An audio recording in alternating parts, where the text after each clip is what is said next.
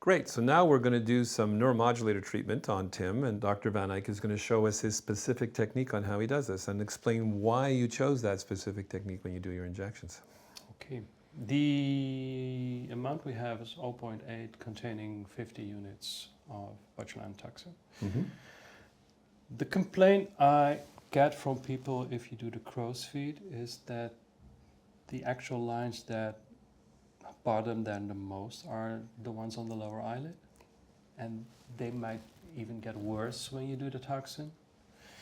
So what I like to do is to inject quite a fair amount of toxin in the top of orbicularis oculi. Right. Leave a gap for the muscle to be able to squeeze and pull up the lower eyelid. Right. Then at the most vulnerable part, being there and there, where the muscle is quite broad, leave little drops of toxin in order to minimize the wrinkling where we don't want to see it. Okay. Makes sense. So your Starting first here. injection right there, yes. Very superficial, making a hydrodissection in between the skin and the muscle. You don't need to go any deeper because that will address the muscle. Mm-hmm.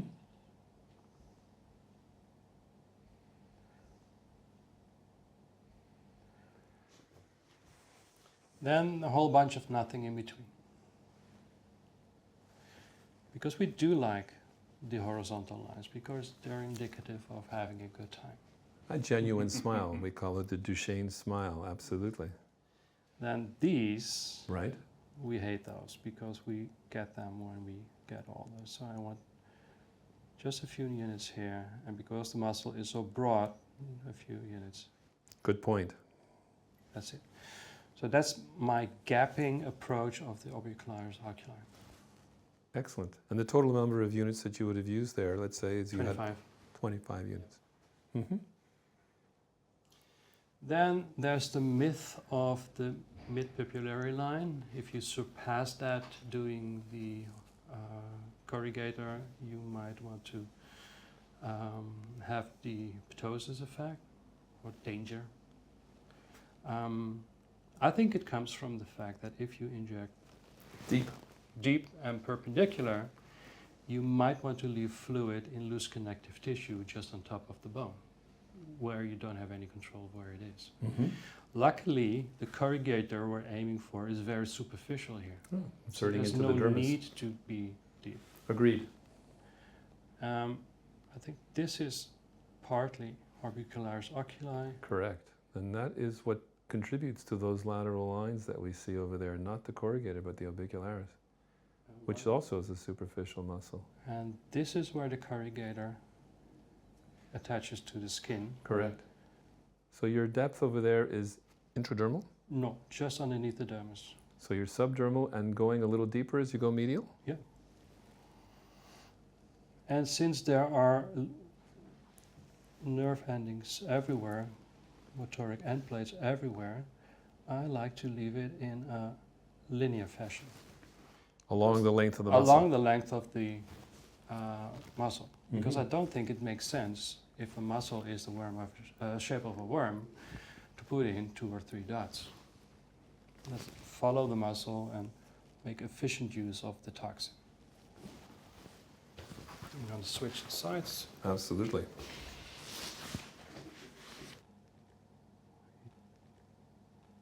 Same thing on the other side. Same thing here.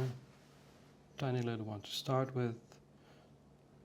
Aiming for lift of the tail of the eyebrow. Mm-hmm.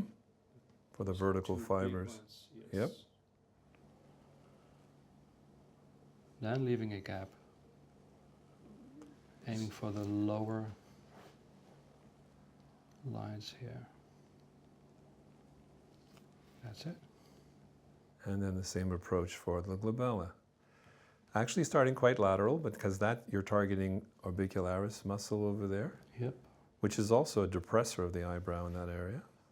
Yes, and I mean, sometimes you see if people treat this and people treat that, then all of a sudden there's a wrinkling in between. Correct.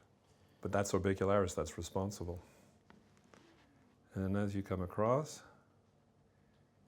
you're just imagining exactly the depth and the location of your corrugator muscle. Yes, Do you treat procerus at all in the midline? I do. That's where you save yourself a little bit of product over there.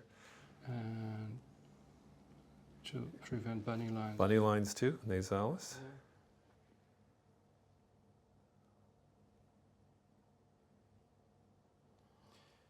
And always in this order, because no matter how experienced or precise you are, when you come to the end, there's always a little bit too much or a little bit too little left. And you don't mind doing that into the procerus. If it's in the middle, nobody will see it. If you end here, Right, you have an issue, you have a problem. correct. If you end in the middle, nobody cares. So you have a systematic way of doing your toxin as well. You Yep. start with crow's, then you go to the glabella, then you go to the central part. Try to minimize taking steps, walking around the patient, Right. just because I'm lazy and for safety also. And this is my, how do you call it, sweep it under the carpet point.